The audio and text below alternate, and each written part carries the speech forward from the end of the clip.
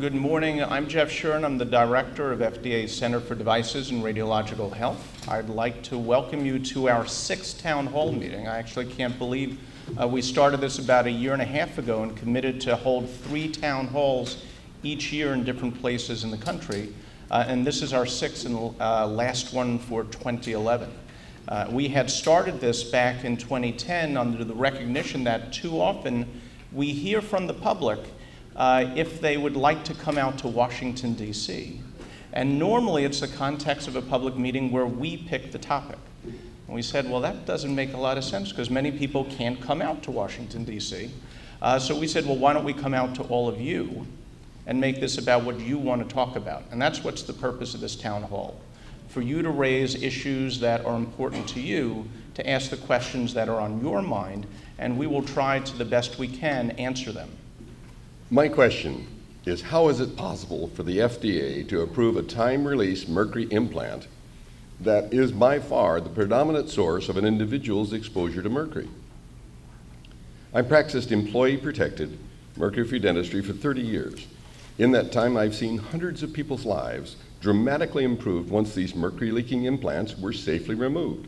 I've seen infertile women make a whole family, chronic high blood pressure return to normal, and multiple sclerosis victims totally recover. In fact, it's just such a remarkable recovery that started me on this odyssey of trying to get the regulatory agencies of the US government to fulfill their sworn obligation to us, the people. I'd like you to meet another recovered MS victim, Stacy Case, who should not have been poisoned by her fillings except for the dereliction of duty in Washington, D.C. Stacy, tell them your story. Thank you, Dr. Kennedy. My name is Stacy Case. I'm a television journalist of 20 years. I anchor the evening newscast in Nashville, working on consumer and investigative reports. Prior to joining Fox, I worked at CBS News as a national correspondent. I have spent 2 decades helping right wrongs, shining a light on injustice, searching for the truth. I've covered the White House, Congress, the United Nations, and yes, FDA regulatory hearings, always with impartiality. But today, I stand before you not as an impartial journalist, but as an injured consumer. Nearly 4 years ago, I let a dentist talk me into having 4 30-year-old silver mercury fillings replaced because he said they were cracked. Your agency at the time, though, the FDA, had done nothing to warn me, an educated professional, that this was a health hazard. This is a great injustice. I had 4 removed and replaced with 4 new shiny mercury fillings because that's what insurance covers. Within a few days, I had this heavy metal taste in my mouth. I kept chewing gum to try to make it go away. As you know from watching Dr. Kennedy's smoking teeth video, that emits more mercury vapor, which is neurotoxic. So within a few weeks, I developed deep, painful headaches. Within a few months, I was experiencing a myriad of neurological symptoms. The sensation of cold water running down my head, pinpricks up and down my arms, having trouble with word recall, cognitive symptoms, which, by the way, is a real problem in my profession. Within 4 months, blurred vision in one eye, tinnitus, ringing in the ear. 7 months after that dental work, I got out of bed one morning, July 7th, 2008, and could not walk. My husband took me to the doctor, who this time said, Mrs. Case, you either have MS or a brain tumor. The MS diagnosis came within just a few days. My children were 2 and 3 at the time. My immediate concern was, will I be caring for them or will it be the other way around? I now know that I and millions of other Americans are genetically predisposed to autoimmune disease, and these mercury fillings are the trigger in many cases.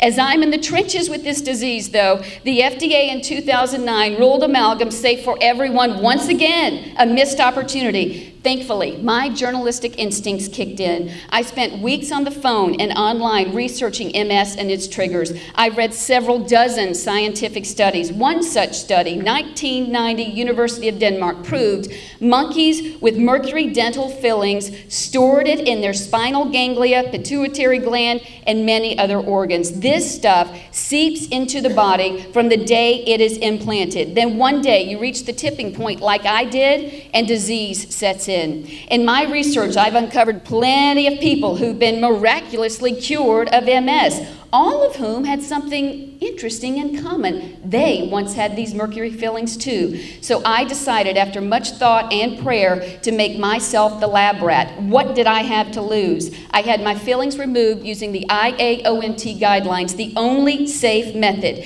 Within a week, wouldn't you know it, I was 50% better. My body was calming down. I then began IV chelation along with a myriad of vitamins, supplements, minerals, acupuncture, and an anti-inflammatory diet, which is very boring to eat. And by my first year checkup with my neurologist, I was in remission from MS and have been ever since, and am on no MS medications because my neurologist says they aren't necessary. I'm doing too well. I have spent $35,000 out of pocket on this elective dental work and these alternative therapies that I've just described to you to rebuild my body and right this wrong. Thank you for convening a scientific panel to reconsider the safety of amalgam. Your hand-picked scientists in 2006 and 2010 have made you keenly aware of the health risks and the disease causation. Please do not ignore them or injured consumers like me any longer. You really want to help this country get healthcare costs under control? Ban amalgam. You really want to see a cure for many autoimmune diseases? Ban amalgam. You really want to ensure American moms like me can play chase with their children in the yard?